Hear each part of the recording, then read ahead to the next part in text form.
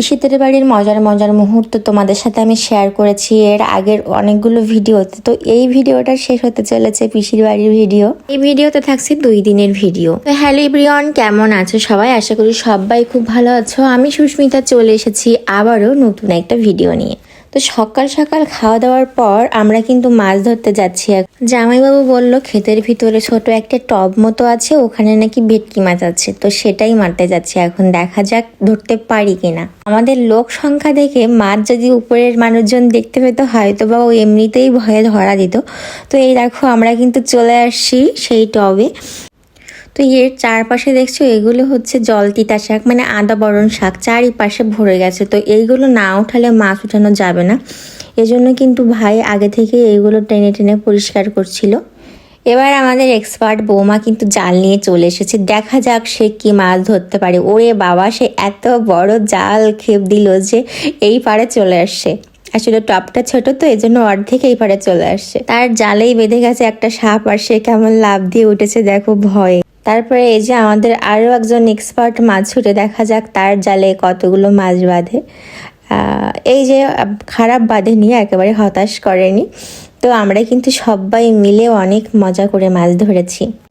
দর্শকের কিন্তু অভাব নেই, আরও 2জন দর্শক চলে এসেছে অলরেডি। আর এবার কিন্তু ছোট যেহেতু, তো এভাবেই করে মাছ ধরা হচ্ছে, মাছ ওভাবে করে উঠছিল না। তো এই দেখো আমরা কিন্তু অবশেষে সেই ভেটকি মাছটা মারতে সক্ষম হয়েছিলাম। একটা না, দুটো ভেটকি মাছ পেয়েছিলাম এখান থেকে, আর অনেকগুলো তেলাপিয়া মাছ, আরও অন্যান্য মাছ পেয়েছিলাম। তো এই যে দেখো মাছ ছাড়ানো হচ্ছে, তারপরে মাছ এনে দিলে পিসিমণি কিন্তু কাটতে বসে গেছে। এদিকে ভাই রেডি, ও কোথায় যেন যাবে, আবার সন্ধ্যাবেলা চলে আসবে। তো রেডি হয়ে গেছিল। তারপরে কিন্তু খাওয়া দাওয়া শেষে, আমরা এই সন্ধ্যার ভিডিও এটা, তাহলে আমরা 3জন রেডি হয়ে চলে আসছি। এসে দেখি মাঠটা প্রায় শূন্য শূন্য, খুব বেশি লোক নেই। তো আমরা একটু খেলাম, ঝালমুড়ি খেলাম, সরি এখানে ছোলা মাখা খাচ্ছিলাম। আজ আবারও যাত্রা ছিল, তো আমরা ভাবছিলাম একটু আগে আগে যাই, অন্যান্য দিন আমরা বেশ দেরি করে ফেলি, এসেই যাত্রা শুরু হয়ে যায়, ঘুরতে পারি না। তো আজ এসে দেখি একেবারে মাঠ শূন্য। আসলে টানা 4 দিন যাত্রা শোনার পর মানুষও ক্লান্ত হয়ে গেছে, আর আজ হচ্ছে 5ম দিন। বসে বসে পুরো মন্দির ফাঁকা, আমরা বসে বসে মন্দির চৌকি দেওয়ার কাজ করছি আজকে। তো উঠে ভিডিও করি।